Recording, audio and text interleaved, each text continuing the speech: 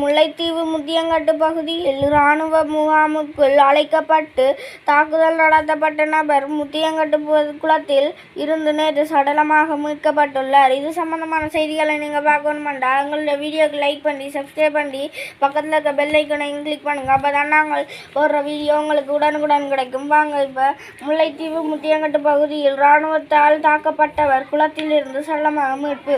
Mullaitivu August 10 Mullaitivu Muthiyankattu பகுதியில் இராணுவ முகாமுக்குள் அழைக்கப்பட்டு தாக்குதல் நடத்தப்பட்ட நபர் முத்தியன்கட்டு குளத்தில் இருந்து நேற்று சடலமாக மீட்கப்பட்டுள்ளார்.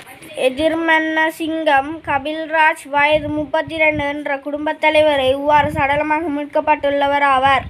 முத்தியன்கட்டு குள பகுதியில் அமைந்துள்ள இராணுவ முகாம் தற்போது அகற்றப்பட்டு வருகின்றது. முகாமில் இருந்து புறப்படுத்தப்படும் தகரங்களை தருவதாக கூறி 5 பேரை இராணுவத்தினர் கடந்த 7ஆம் திகதி அழைக்கப்பட்டுள்ளனர்.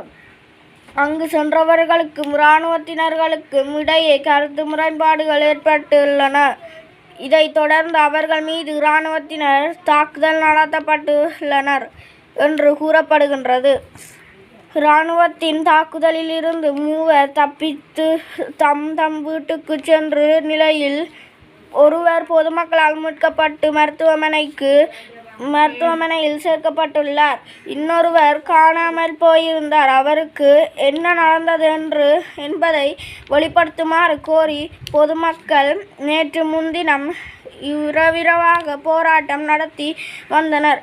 இவ்வாறான பின்னணியிலே காணாமல் போன அந்த நபர் முத்தியங்கட்டு குளத்துக்குள் இருந்து நேற்று சடலமாக மீட்கப்பட்டுள்ளார். முல்லைத்தீவு மாவட்ட நீதிபதி பிரதீபனின் முன்னிலையில் சடலம் மீட்கப்பட்டது.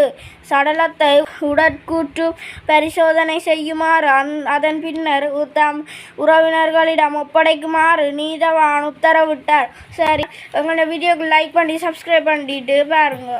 இன்னொரு காணொலியில் நான் உங்களை சந்திக்கும் வரை நான் உங்கள் வேர்ல்ட் லைட்டுக்காக நான் உங்கள் கஜிசான்.